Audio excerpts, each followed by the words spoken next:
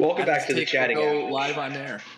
Adam, I want you to get this on recording. We're on the chatting average. John Sansoni, John Lieber, Adam Busak. Adam, we're jumping straight into this. Do you think... wildly unprepared for the question that's about to be thrown my way, I feel like.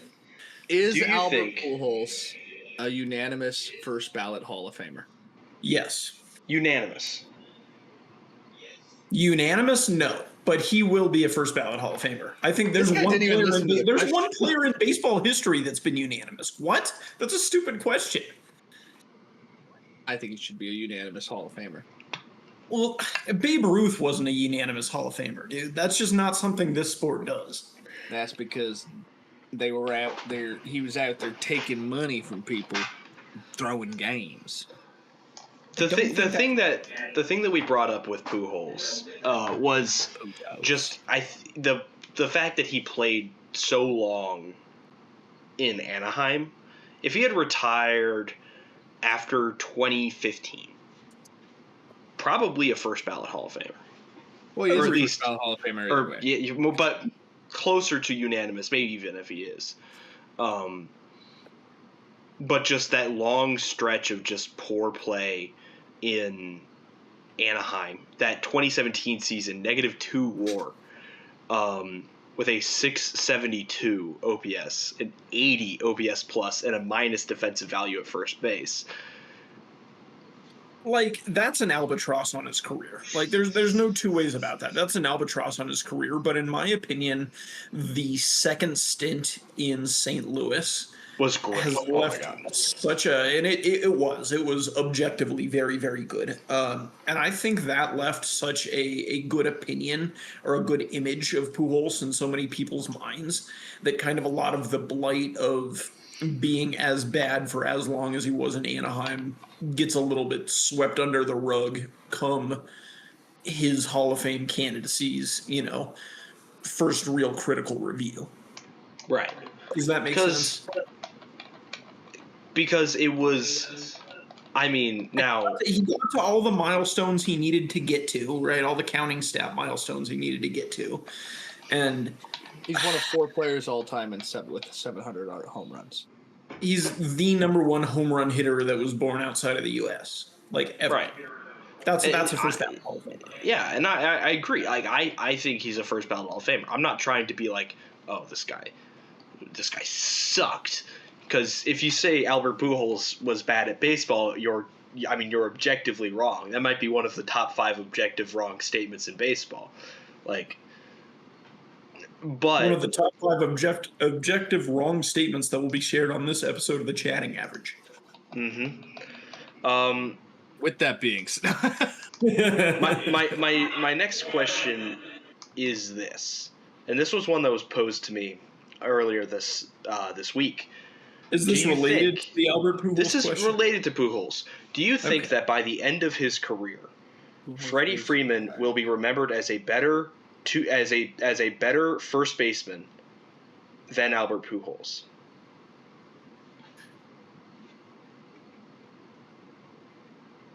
That's a tough question. It depends how much longer he holds on for, I guess. Right. To me, there's so much extenuating around Pujols' circumstances that it's almost hard to compare the two because on the one hand, yes, they're both international prospects. And obviously, Freddie's type of international is a very, very different type of international than what Albert Pujols' international prospect status was. But the kind of overarching career cloud with Pujols' career of him coming over to the U.S. maybe on some shady terms and possibly making some document forgeries that perhaps could pertain to his age. We really don't know how old Albert Pujols is.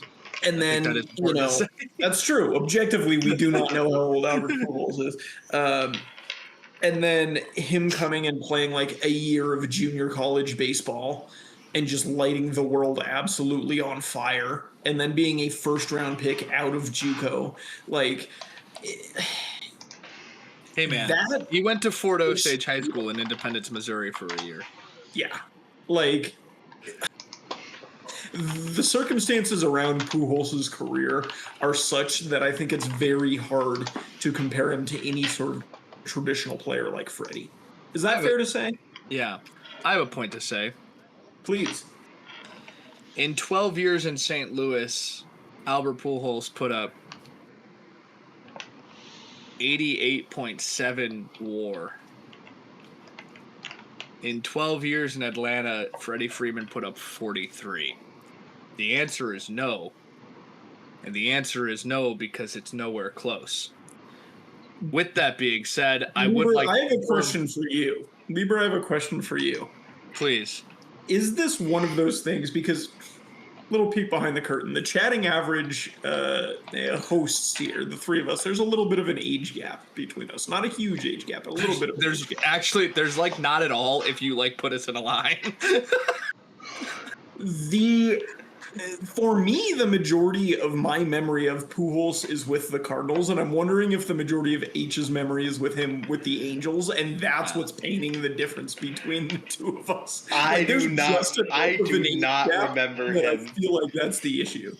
I do not remember him as a Cardinal, like, at all. Dude, he was my grandpa was a Cardinals fan, and he was my grandpa's favorite player growing up, Poppy, and Big Poppy, obviously, but not Big Poppy because Albert Pujols. But like that, my opinion of him growing up was he was like this transcendent baseball figure, and I think if you don't have any memory of him on the Cardinals, you probably never thought of him like that. My earliest memories of Pujols is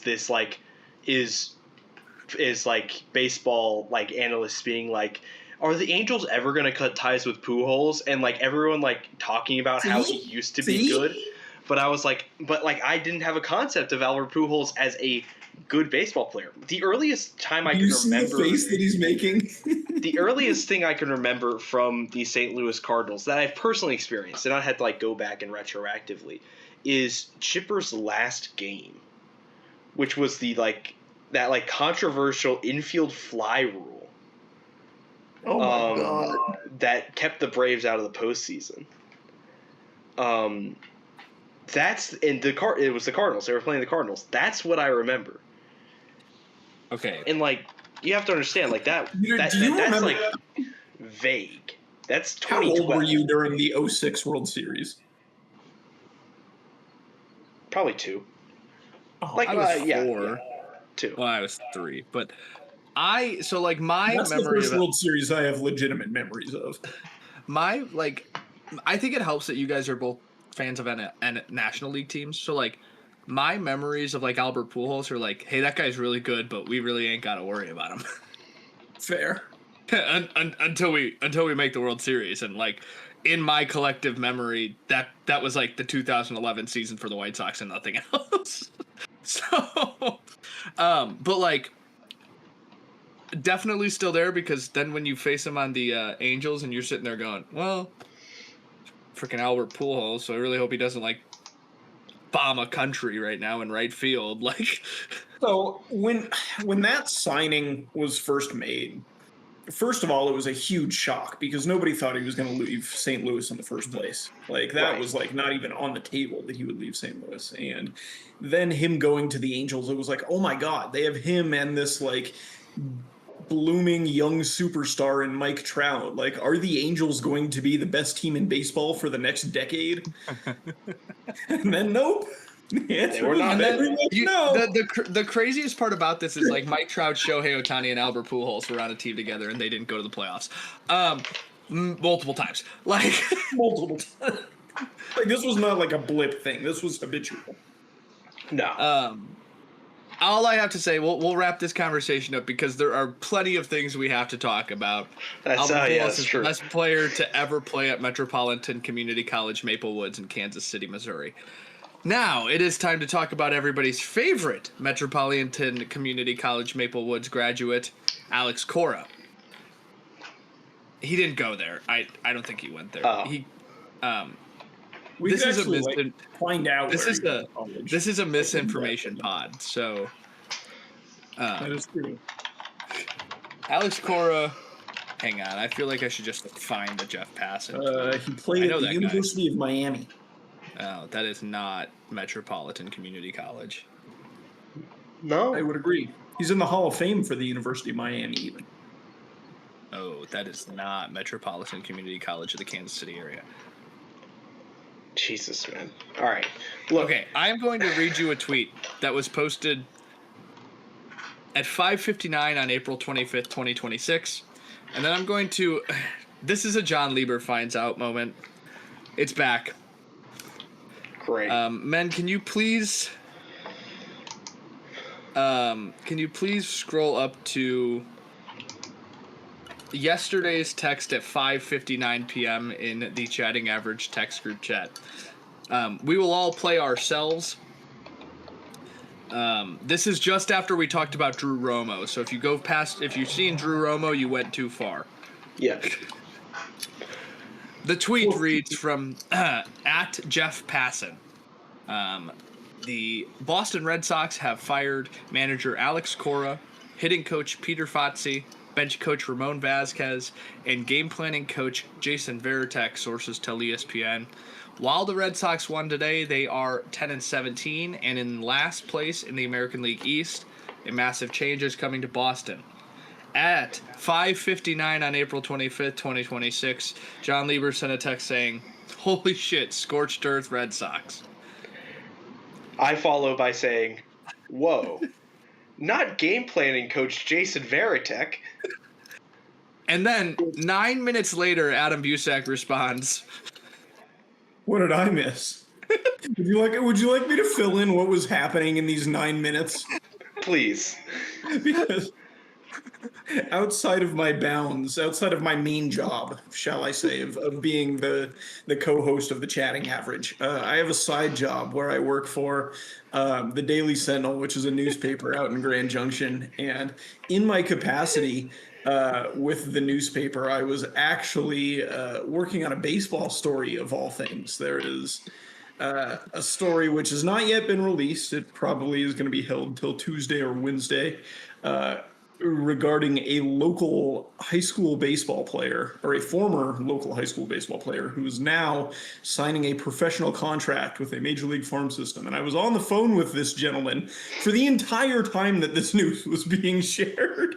So I get off the phone call and I see like 4 texts from you guys, and I see, "Not Jason Varitek." So I follow the "what did I miss" text by saying, "Did anyone think that the first manager fired of the season was going to be from the Red Sox?" Now, to my knowledge, I thought Adam was playing into it. I thought he knew what we were talking about. So Adam did I. follows. Oh, I missed a big thing, huh? Less than a minute later, they're cleaning house. So, and then, why I read the second part of Jeff Passan's tweet is to give context to the next tweet Adam sent. What's the next? Or the next text. They won today. What the hell? So, oh shoot, we missed one. Third base coach Kyle Hudson was also let go today by Boston sources. No! Oh. The first non-Jeff Passan reply to this tweet is Rick Giolito, which, if you don't know, is Lucas Giolito's father. That says, "Sad, Cora was a terrific manager."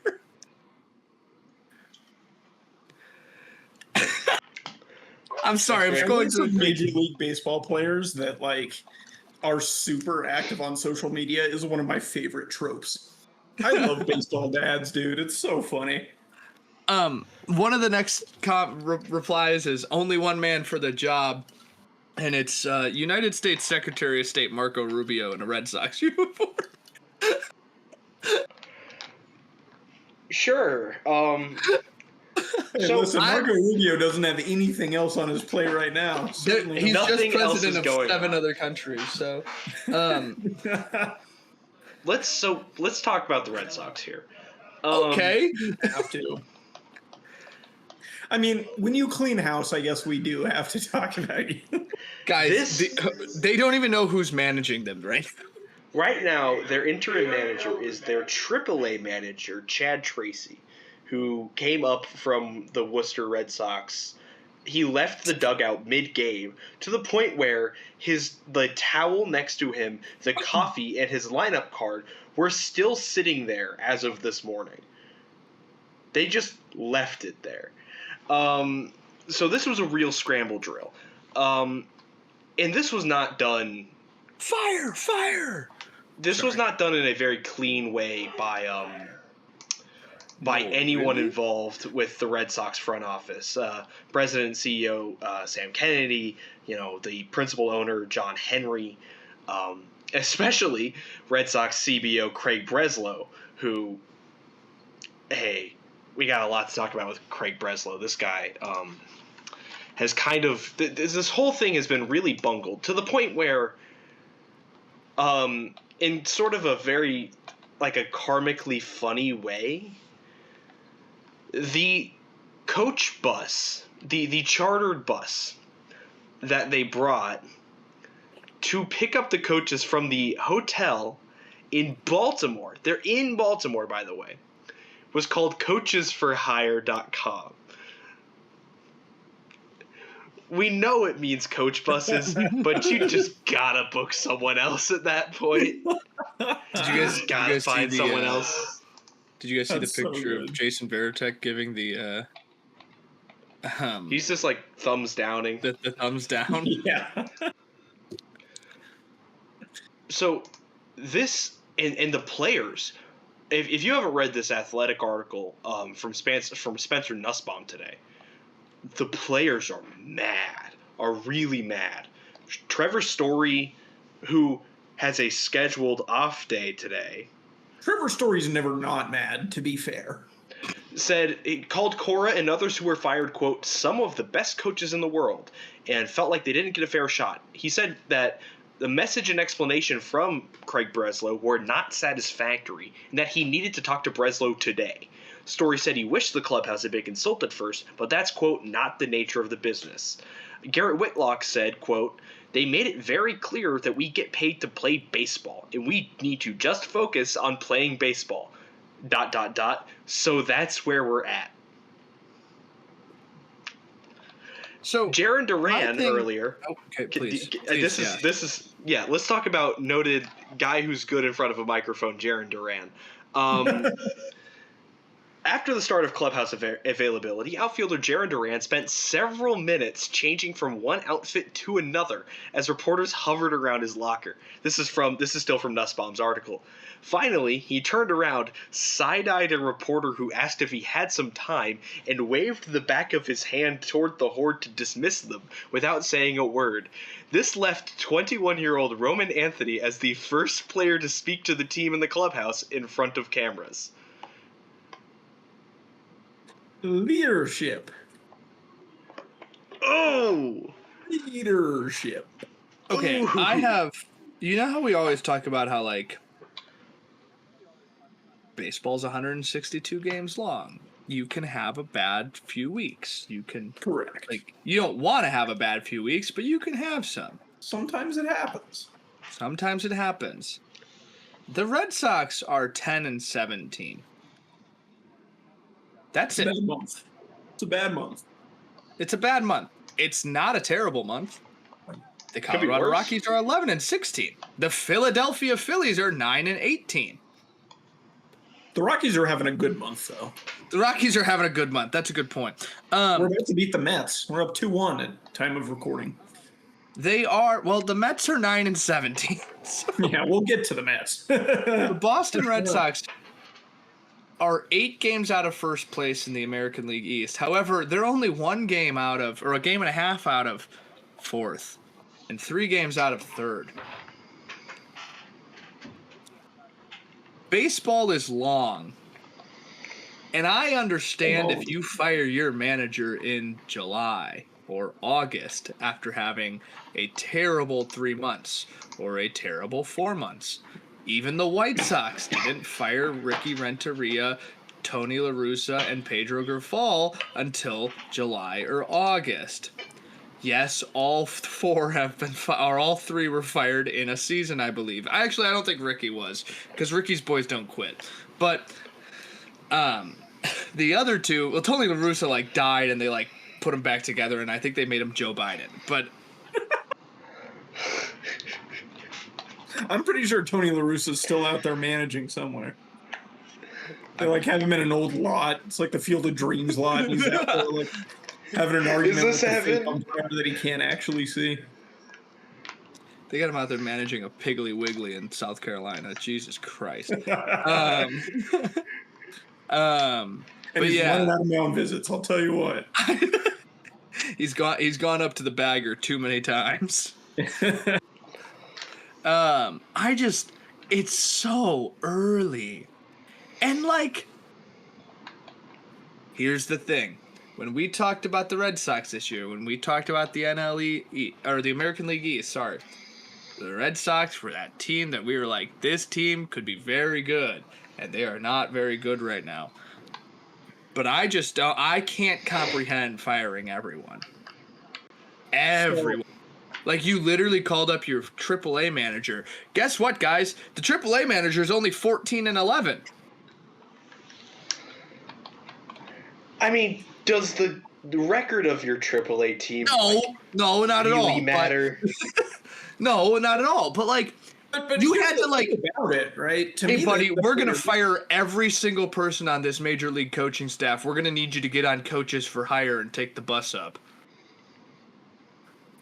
The thing for me, the bigger issue, and kind of to your point, H, when you clean staff like this in the middle of the season, it is inevitable. Rockies take a 3-1 lead, by the way. It is inevitable that there are not reverberations of that throughout your entire organization, right? You don't think the guys in AAA are going to be affected by having their manager plucked away for 2 weeks, 3 weeks, however long it takes for them to, name a new full-time guy, or even if he's the interim for the rest of the year. Now that's a whole year of your AAA prospects without the manager they're comfortable with. And maybe he's bringing some of his guys up to the big league staff with him. Well, now that's, more guys from AA that are going to have to make the jump to AAA. That's more, coaches that are being displaced. The whole system feels the reverberations of cleaning staff like this. And especially this early into the year, this is going to have, I think, a maybe understated, but it is going to have an effect on their prospect development.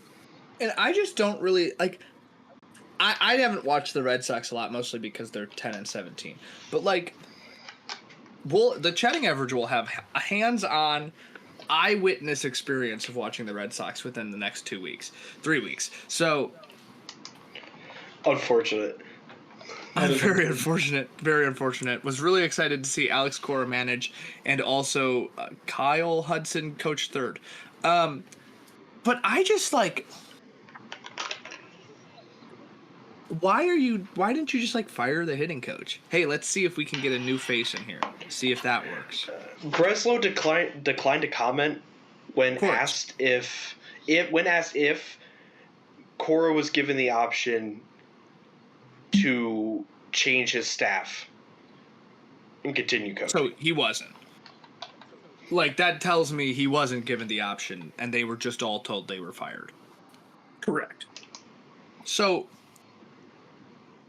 I just again, there's 7 games under 500 in the first month of the season. It's not great, but you just punted the next however many games that is. I was going to try to do the math. It's 135 games. Right? Yeah. They're 10-17. Yeah. 135 games. No. Yeah. 135 games of your season, because now you don't have a manager. Nobody wants to play for whoever the fuck you pull up to coach. It's not like Alex Cora was the random guy they pulled off the street to coach this year. It's Alex Cora. This is the guy that they let serve a suspension for a year so that they held on to him. Yeah, that's what it's like. It's not It's not like it's Pedro Grifol. It's not like it's somebody who nobody likes and nobody cares if he's the manager or not. He's not the guy who's gonna get snapped important. Up yeah, like he's not the guy who's important. It's literally Alex Cora. It's a World Series manager, right? Yeah, multiple, multi-time. Yeah, like that's That's like firing Coach K because he had a bad year and didn't make it to the Sweet 16. And from what I see, he had a bad non-con schedule, is what it's like. Yeah. Like, and what I keep seeing from Red Sox fans is like, well, God forbid Craig Breslow calls up the right players, or I don't know, like manages this roster better than whatever the hell is currently happening. I don't know. As we speak, the current battle of literal liquid ass is happening in Chicago between the Nationals and the White Sox. 7 innings played, 0-0 ball. That's how you know it's good. God. This baseball game could have been an email last start. I'm being forced to know about bad teams against my will. Would you like to talk about some good teams? No, let's talk about the Mets. Let's talk about the Mets. I kind of thought Carlos Mendoza would go first, you know? Edouard Julien is up with a runner on first in an attempt to pad the Rockies' 2-run lead here in the top of the 7th. So I'll provide live updates. But the Mets,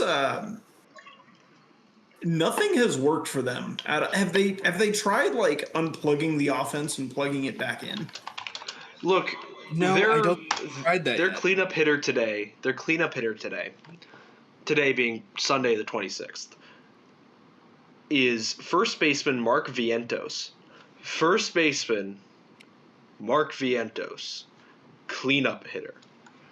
Hey man, I it's know really all hard of those words, but in that order. Also, by the way, in case you were curious, Vientos has a 82 OPS plus, where 100 is average. There are 4 players with an OPS plus above average. MJ Melendez, who has had 19 plate appearances. Put that guy in the darn lineup. Juan Soto, Jared Young, who's on the 10-day IL, and Francisco Alvarez. Tommy Pham has had 12. Tommy Pham has had 12 plate appearances with a negative 74 OPS plus. Sounds very Tommy Pham. I shouldn't say that though. He might come and like kill me or something. Yeah, he'll get mad that I told him he's bad at Major League Baseball, which has only been known for the last 18 years since he's been playing Major League Baseball. I'm surprised that guy's still in the league, to be honest with you. 30 years old. 38 years old.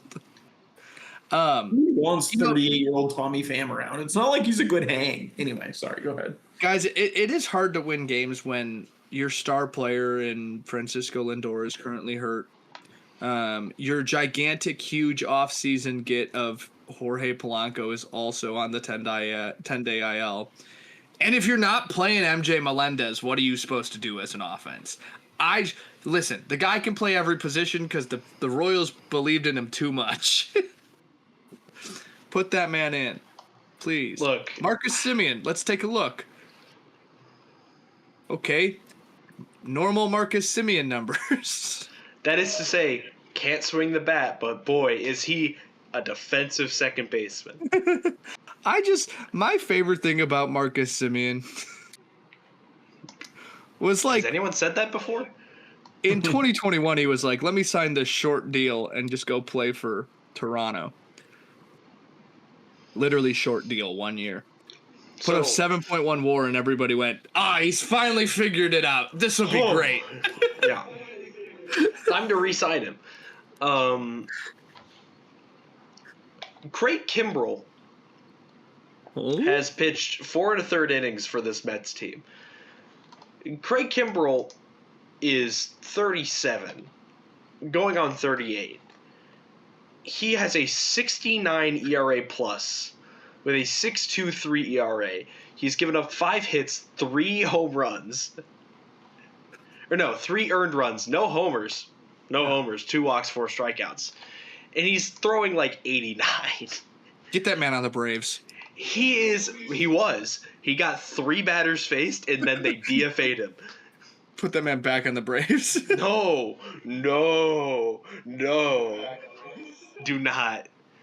Although to be fair, your other leverage options are Devin Williams, who has a 10 ERA, Huascar Brazoban, Luke Weaver, who has a 5 ERA, and Brooks Raley. And Tobias Myers. Sorry, Tobias Myers.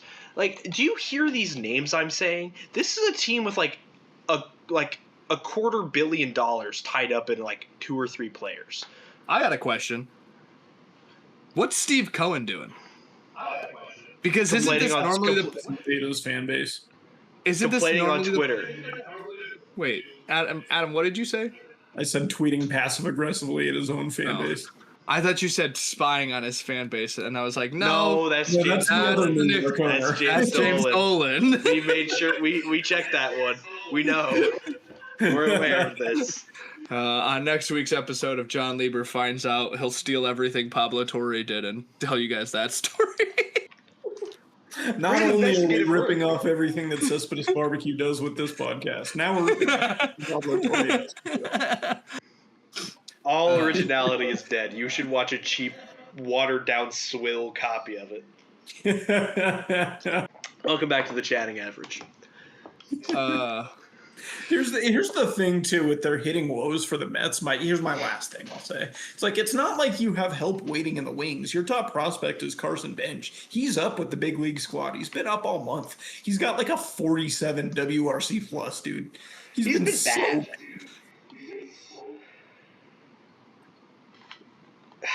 Yeah, like, man, the NL East is really bad this season, except for the Braves for some reason. Except for the Braves. I'm so happy for you, John. I was saying this last night to my parents. I was like, John has like really only ever known good baseball in Atlanta. You know what I mean? I watched Mike Foltynewicz be like, hey man, that guy was pitcher good on the staff for like a year. Okay. But yes, you're right. John, you know what I mean. Whereas I've experienced a lot more good baseball than bad baseball. And like Adam and I have experienced a lot more bad baseball than good baseball. And then we all went to Mizzou and experienced really bad baseball. That's not important to this conversation. But I was like, I'm so happy. Like, John had to go through like 2 bad years of baseball, and now his team's pretty good. And, you know, they own the best record in baseball, I guess. So, happy for John. Meanwhile, we're over here walking through the proverbial baseball desert. Hey, man, the White Sox are not dead last in the division right now. Just saying. Thank you, Royals. And the Rockies are playing good ball. We're beating the Mets. Bad news for John Lieber's prediction. The Rockies have already eclipsed 11 wins. We're a fifth of the way there. You know, I saw a tweet that said that the Colorado Rockies are like 5 really big sandbag players away from being a frisky team. What does that mean? I don't know about 5. But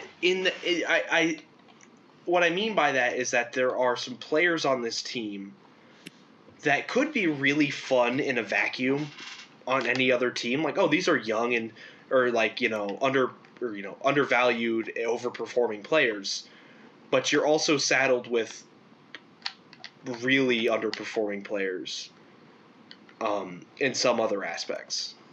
What's that doing? Yeah, and that's like something I think they did well in the offseason was root out the really underperforming and replace it with above serviceable. Like the jump from what Michael Toglia was providing you to what like Troy Johnston, TJ Rumfield are currently providing you is like that's an astronomical leap. Like, Willie Castro's been a pretty decent value add. Yeah, the jump from Jake Cave to Jake McCarthy. You know what I mean? And, there's some players here. That's all you're doing is building a floor. There are some players here that are underperforming their value. Like, Tovar has not been good with the stick this season. Ezekiel Tovar's got a 55 OPS plus. Now, Gold Glove defender.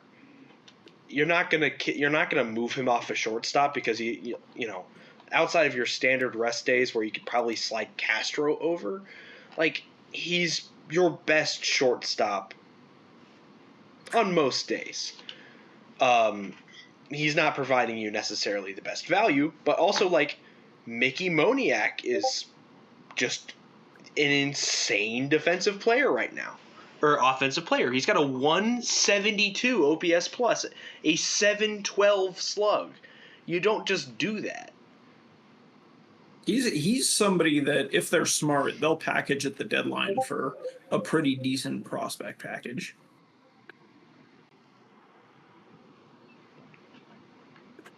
I mean, Mickey Moniak too.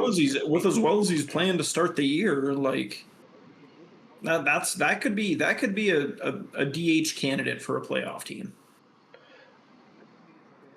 And honestly, like, what a turnaround for this guy who, for the first 3 years of his heralded career, where he was supposed to be this, like, ascendant outfielder for the Phillies, just turned kind of flat. Ended up having a pretty good season in 23 with the Angels.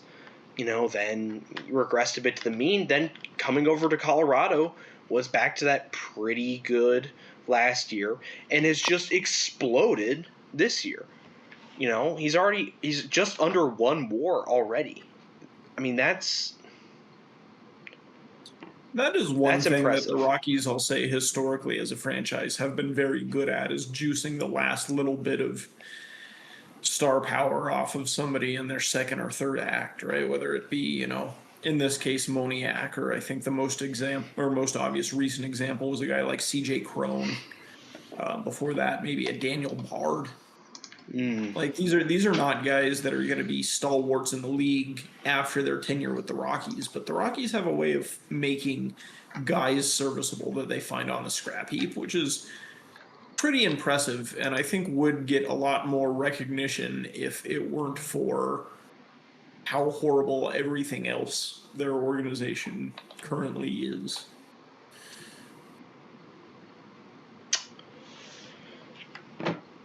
My question to you is this. If you moved the Rockies, this current Rockies team, to any other division in Major League Baseball, would they make the playoffs? The playoffs, no. But I don't have a better record. think they're, like, the laughing stock of the league. Like, I think that if these guys played in the NL East instead of the NL West, this is like a comfortably, like, third place 75 win team, in my opinion. That's fair. It's unfortunate that you have to play the Dodgers and the Padres 20-25 games a year. If they put them in the American League Central, they'd be the best team in the division. Yeah, what's going on with the Royals? Bad. And I have a theory. You've got a theory. This is my favorite chatting average segments always start with John Lieber saying, I have a theory. It's a two-parter, which I think makes it even more fun. Part one. Their manager is unqualified to be a Little League head coach. And two, they decided to put an R on their City Connects instead of a KC, and the city We're of doing Kansas this City again. We're doing this again. KC tenants, quiet, boys. KC tenants put a spell on them. They called the Etsy witches, and they said if they want to move downtown, they've got to be terrible.